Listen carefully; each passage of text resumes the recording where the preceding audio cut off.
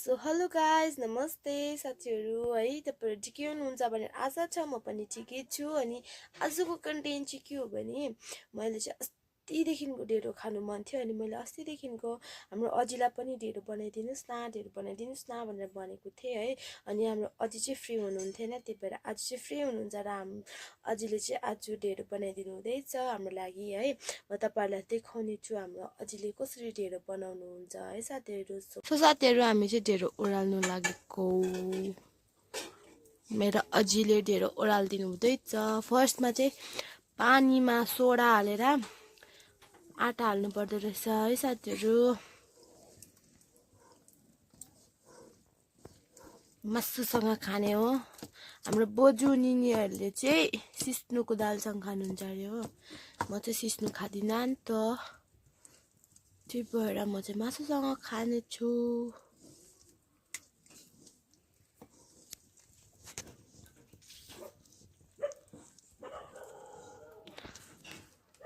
मलाई चाहिँ लाइफमा फर्स्ट टाइम देखेको है साथीहरू ढेँडो ओरालेको।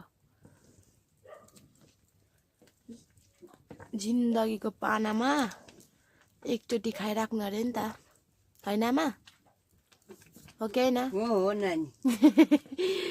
नानीहरूलाई खुवाउनु भनेर ओडाल्दिएको है, साह्रो खान्छु भने तेम्नी कोही सिस्नुसँग खाने, कोही मासुसँग खाने भयो है। ढेँडो पनि जानै मिलेन, कोही किनभने कोही ढेँडो खाने अरे। किनभने म चाहिँ सिस्नु खानु हुँदैन नि त साथीहरू है। म सिस्नु खायो भने चाहिँ बिमार भइहाल्छु, अन्त त्यही भएर म सिस्नुसँग खादिनँ। त्यही भएर म चाहिँ मासुसँग खान्छु। म मात्रै खादिनँ मासु, सबैले खान्छ है साथीहरू। नाम चाहिँ मेरो मात्रै हो।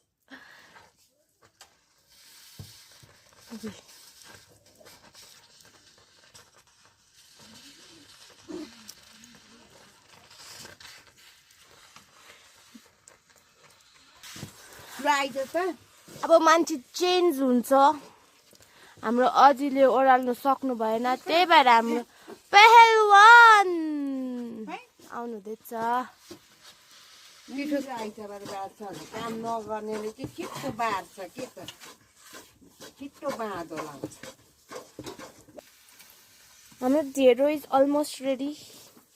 हाम्रो पहलवान छ नि यहाँ ढेँडो मस्काउने। नाम चाहिँ हो नितु प्रधान। मैले मगाएको स्पेसली ढेँडो मस्काउनुको लागि।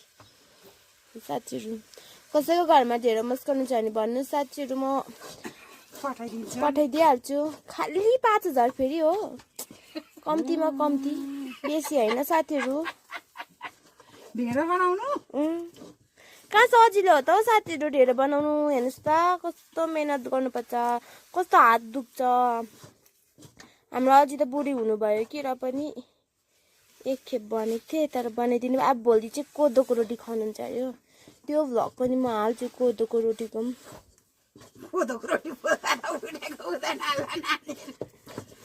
हामी उठेको हुँदैन भन्दैछ साथीहरू कोदोको रोटी पोल्दा, तर म उठेको हुन्छु है।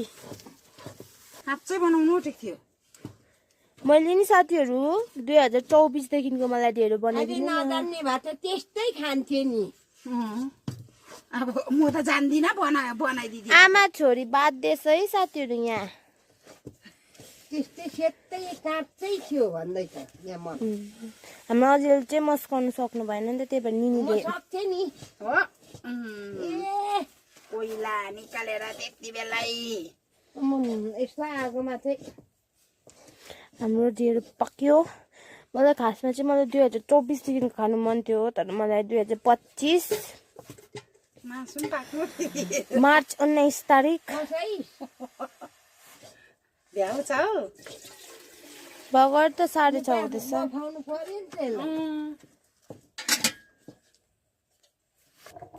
सो साथीहरू यहाँ चाहिँ सिस्नु पाक्दैछ, सिस्नुको दाल। यहाँ चाहिँ मासु पकाउनुको लागि रेडी हुँदैछ है। सो साथीहरू मासुको लागि लम्बेर काट्दैछु हो। ग्रेभी बनाउनु पर्यो नि त आज त। अब ढेँडोसँग चाहिँ दाल पनि छ सिस्नुको कि, र पनि ग्रेभी इज भेरी इम्पोर्टेन्ट है।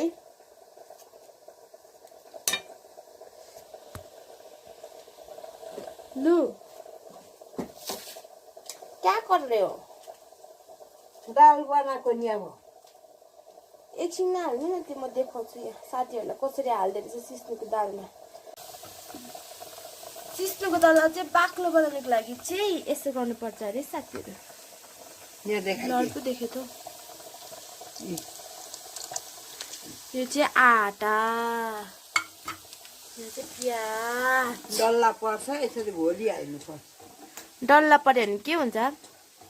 डल्ला डल्ला हुन्छ नि अब आटा बाक्लो हुँदैन। हाम्रै ढेँडो चाहिँ अलमोस्ट रेडी छ साथीहरू। यहाँ दाल पाकेपछि र मासु पाकेपछि हामी खाने छौँ। खाँदा अहिले खाएको देखाइदिन्छु। थुक चाहिँ ननिलिदिनुहोस् होला है, भुँडी दुख्छ है। तपाईँहरूलाई म अलिकति चखाउँछु नि। लसुन लिएर आयो यहाँ चितुले। बाध्दैछ है साथीहरू। सिस्नुको दाल होइन अन्त पत्ता काँचै छ अरे। सिस्नुको दाल काँचै छ यता हेर्दै यहाँ देखा यो काँचो यही अब फेटे फेटे गर्नु को कोलाई आउँछ सिस्नुको दाल पकाउने हेरेर भनिदिनुहोस्, कमेन्ट गरिदिनुहोस् है साथीहरू। म काँचै लाउँछु पानी। हाम्रो मासु इज अल्सो अलमोस्ट। चिकन छ, कुखुराको मासु। कसले खान्छ यो नि? यो कुखुराको मासु चाहिँ हान्ताकाले खान्छ। मलाई मात्रै होइन साथीहरू कि अहिले मेरो नाम मात्रै गरिरहेको छ कि अहिले थालको कसको थालमा हुँदैछ म तपाईँलाई देखाउने छु है। सिस्नुको दालमा लसुन हाल्ने अरे साथीहरू। म चाहिँ खाँदिनँ है लसुन।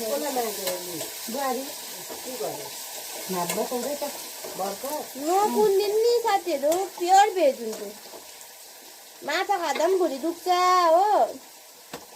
अब ब्रोइलरको मासुले मात्रै के हुँदैन, कुन्दिने मासुले पनि मलाई धोका दिन्छ। हामी त एक दिन भइसक्यो आम्रा भुरी लिएर खान्छौँ देखाउँदै। मलाई त त्यो भैँसीको पनि मासु चल्दैन साथीहरू, जिउ चिलाइहाल्छ कि। ए छेत्रीसँग जानु रहेछ नि त अन्त। छेत्रीकोहरूले पो केही खाँदैन भन्छ हो। म छेत्री भन्दा आगर भइसक्यो हो साथीहरू। घरमा अब देखाउँदै खान्छ होला मलाई आज सिस्नुको दाल हो। हाम्रो घरमा चाहिँ इङ्ग्लिस डरलाग्दो बोल्छ है। इङ्ग्लिस सिक्नु छ भने हाम्रो घरमा आउँदा हुन्छ, म तपाईँहरूले नम्बर पनि दिइहाल्छु हो। 500 भनेर नि। 500? यति इङ्ग्लिस सिक्नुको लागि 500 त साह्रै कम्ती भयो नि साथीहरू। 1000 रुपियाँ त हो नि हौ इङ्ग्लिस सिक्नुको लागि। जिस्केको है साथीहरू। हाम्रो फेरि हाँसाइ खतरा छ घरको मान्छेहरूको। सिस्नुको दालमा जिरा हालिदिनु आँटेको। सो साथीहरू हामी चाहिँ खानु लागेको है ढेँडो।